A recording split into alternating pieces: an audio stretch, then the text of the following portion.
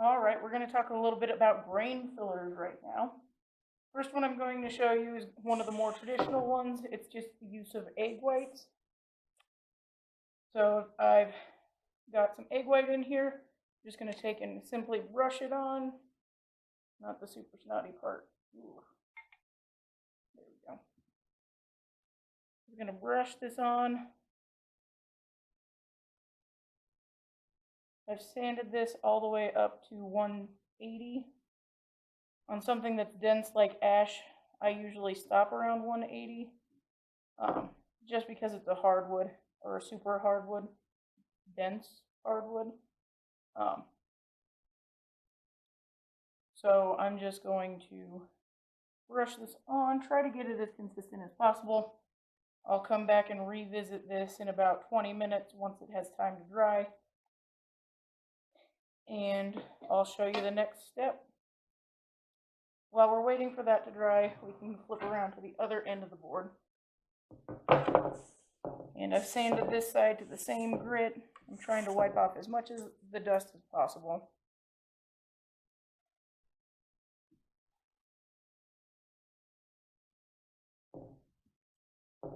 Right, that feels pretty good.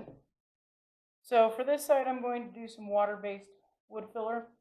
I actually am going to do a seal coat with some shellac first, so that the pigments that I'm going to be using in the stain or in the wood filler don't stain the entire piece. So again, I've just mixed this can of shellac. I'm just going to brush on a very thin coat.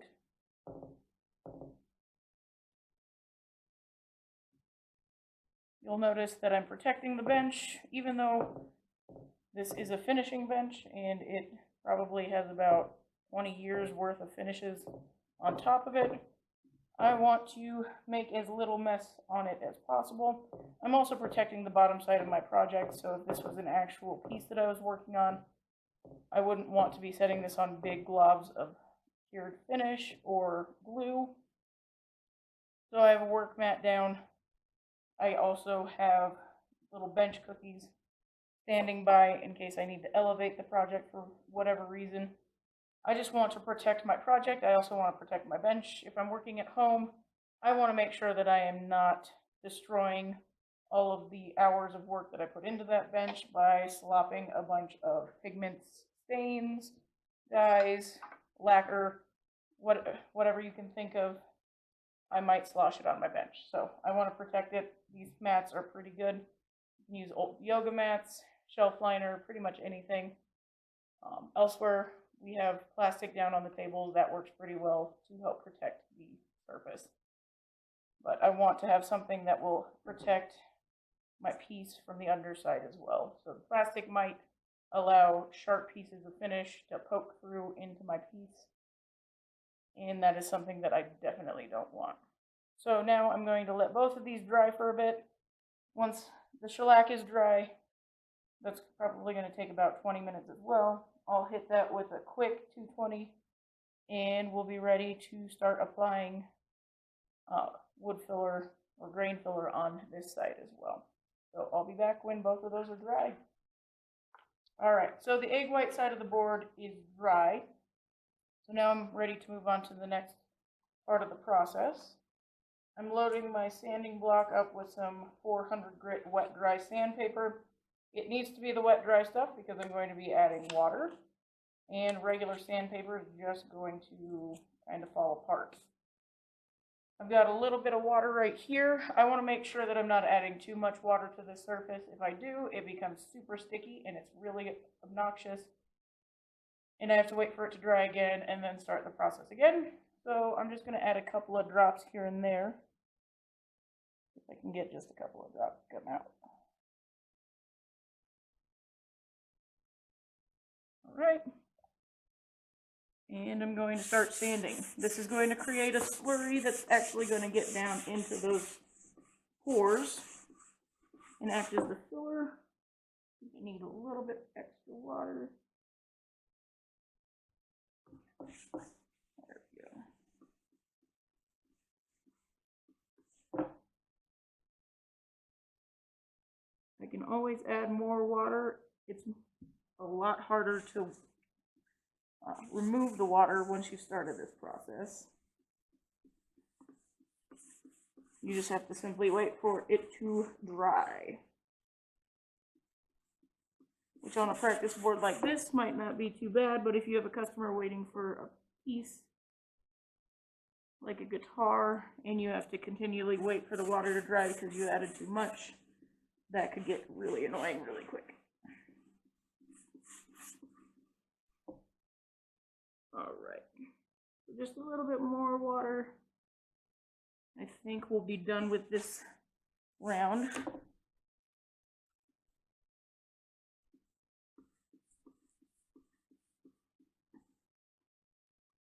Alright, that feels pretty good.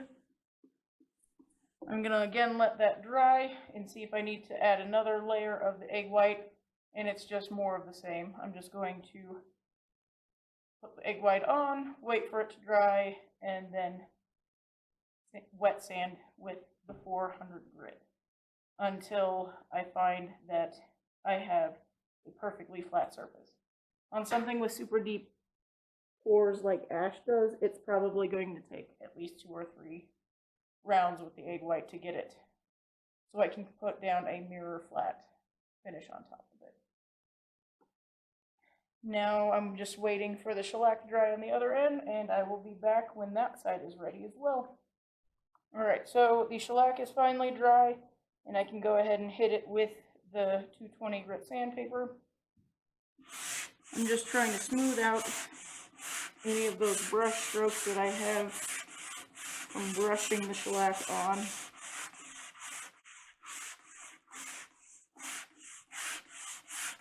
This should not take very long. Right.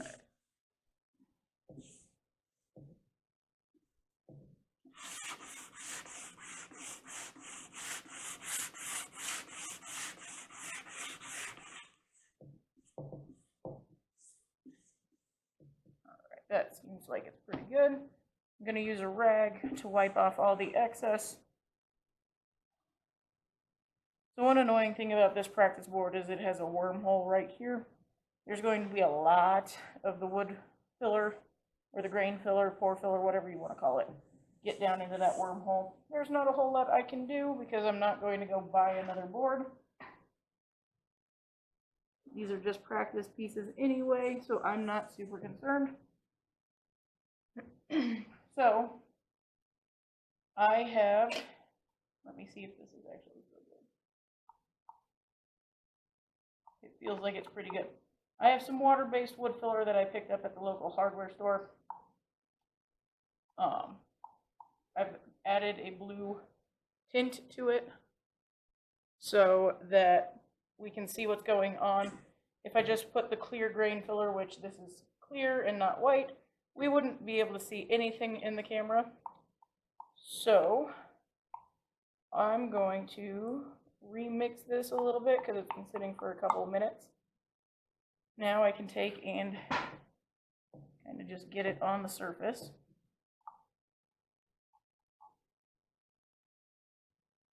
You can take and brush this on. I don't see the need. I probably should throw my gloves back on, so let me do that really quick. Even though this is water-based, it doesn't mean that it's non-toxic. So you want to do this in a well-ventilated area. You also probably should put on your respirator. I have the exhaust fan and the door open here in the finishing room. And you won't be able to hear a word that comes out of my mouth if I put my respirator on. But normally I would have my respirator on as well. I have this Bondo squeegee. I've cleaned most of the gunk off this edge. So Bondo scrapers or Bondo squeegees have 2 different sides. This side, it has a rounded edge, so I can use it for spreading stuff pretty easily. Then there is a flat side that I can use for scraping later in the process. So right now I'm just trying to work across the grain with some pressure, and I'm just trying to kind of mush that filler down into the grain.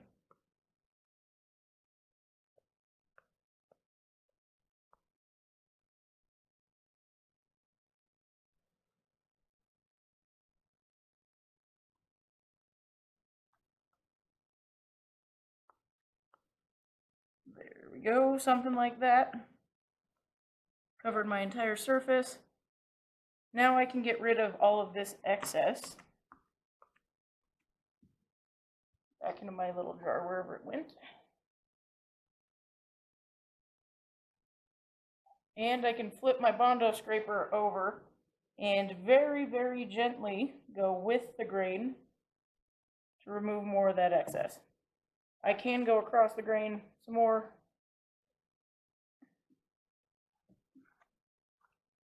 With that flat side of the squeegee. Ooh.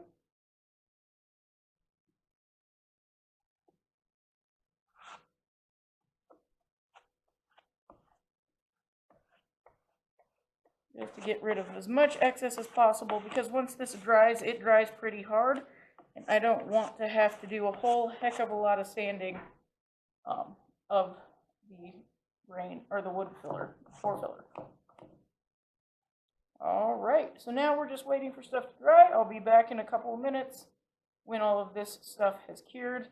This, it says about 20 or 30 minutes. Hopefully soon the egg white will be ready and we can proceed with that one. So I'll be back. The egg white side is dry and it's ready for its next coat. It feels pretty good, it looks pretty good, but I can still see a couple of irregularities in the deeper grain sections of the ash. So I'm going to do one more coat of the egg white.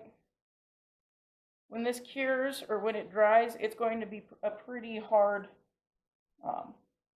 filler, which is what we want. That's one good thing about the egg whites. If I left this container just like this, open for a couple of days, when we came back, I'd have something that was rock solid. So that makes for a good wood filler. I don't think that you want to take and let this dry overnight in between you applying the egg white and trying to wet sand it. I don't know how effective that's going to be. I've just been letting it get completely dry to the touch and then going back with my bottle of water and my wet sanding. So I'm going to let this set for a bit and I'll be back when both ends are ready. Alright, so it looks like the egg white is once again dry. So I'm ready to do round 2 with the sanding. So just a little bit of water, otherwise it gets way too sticky.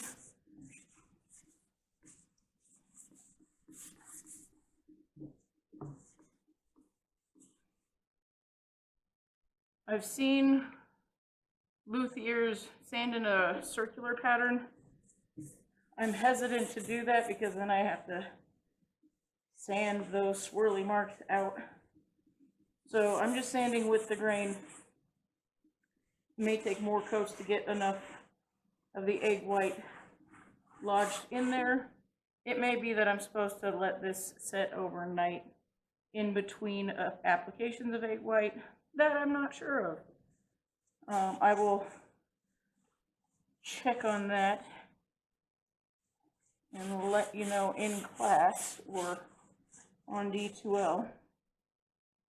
But I think we are good. It looks fairly consistent. Lighting in this room is awful. Why would we want great lighting in a finishing room? But you all get the gist of it. I'm going to spin this around. The water base has been sitting for just as long, so it's ready for me to sand. I'm not actually going to wet sand. I'm just going to use some 220 grit. I'm going to throw my dust mask on because I really don't want to breathe in this water-based grain filler.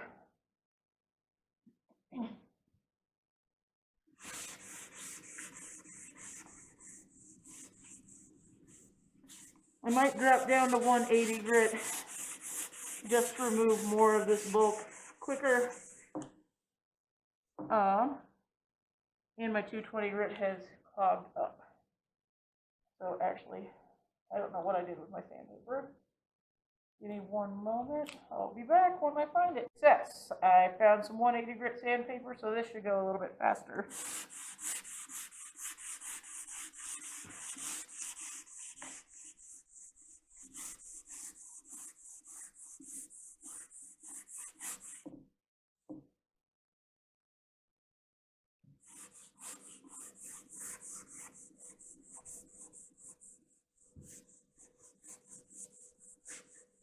Everything seemed like it was dry, but I guess it wasn't perfectly dry. I'm getting a little bit of clogging going on my sandpaper, which is not ideal, but again, this is just a practice board. I'm just seeing how well I got all the grain covered. It feels pretty consistent. Let me see if I can find some sort of light in here. Looks like I would probably, if this was a finished piece, want to do a second coat with the grain filler. The good thing about the water-based is after a couple of hours, it's good for a second coat. The oil-based stuff, you kind of have to wait overnight for it to be ready for round 2. It's had about a half an hour. It's starting to get colder out here in the shop, so I guess that's why it slowed down. But you all get the idea about wood fillers. These will be left here at the shop to cure, and then I will show you how to put a finish once I'm able to completely sand these guys. Obviously, I'm going to have to leave them overnight before they're completely ready, but when I come back to them, they should be ready for me to put a top coat of some sort, probably a lacquer on top of them, and I can show you the benefits of having grain fill, open pour with no grain filler, and then another grain filled side. So I will post those videos when I get to them.